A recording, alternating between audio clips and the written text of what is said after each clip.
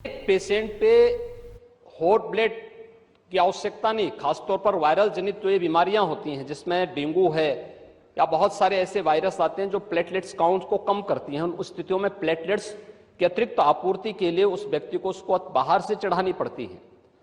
इसके लिए हर जनपद में ब्लड सेपरेटर यूनिट दी जा चुकी है, वे काम करनी शुरू की है। वहां पे हर जगह सरकार के स्तर पर बेहतर प्रयास हुआ है।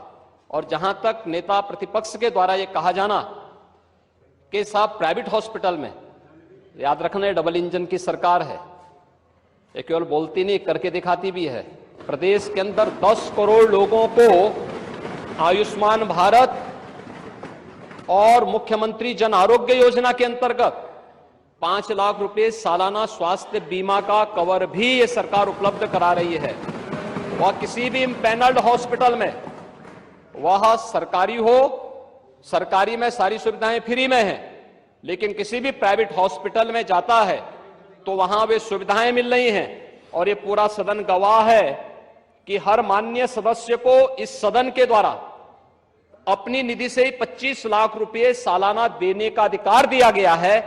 और यही नहीं, मुख्यमंत्री राहत कोष से हम चेहरा देख करके पैसा नहीं देते हैं।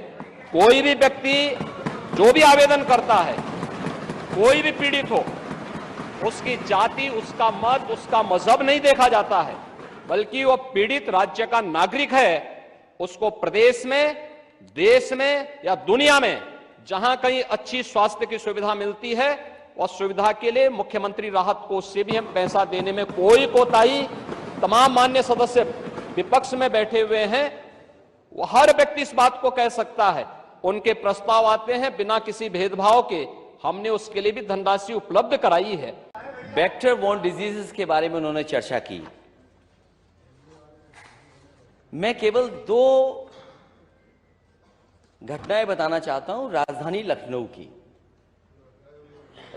लखनऊ की और इनकी सरकार की नाकामी, इनके हॉस्पिटल्स की व्यवस्था, डॉक्टर्स का इंतजाम। एक पूर्व सांसद, वो बता चुके, वो भी भारतीय जनता पार्टी आप उसको बोल चुके हैं। भारतीय जनता पार्टी पूरी तो आप भारतीय जनता पार्टी के, वो हमारे दल के नहीं। पूर्व सांसद भारतीय जनता पार्टी के, वो अपने बेटे को लेकर के आते हैं। उनके बेटे को यह जानकारी मिलती है कि इसका इलाज अगर जल्दी नहीं हुआ तो जान नहीं बचेगी। वो एक अस्पताल से दूसरे अस्पताल भागे और इलाज के लिए वो एडमिट नहीं करा पाए और उनके बच्चे की जान चली गई।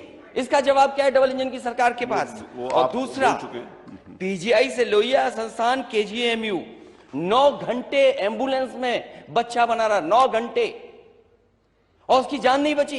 ये डबल इंजन की सरकार। ये सरकारी संस्थाओं को इसलिए नहीं मजबूत कर रहे हैं क्योंकि ये प्राइवेट संस्थाओं को बढ़ावा देना चाहते हैं। आज पूरे उत्तर प्रदेश में सरकारी संस्थाओं में गरीब का इलाज नहीं है।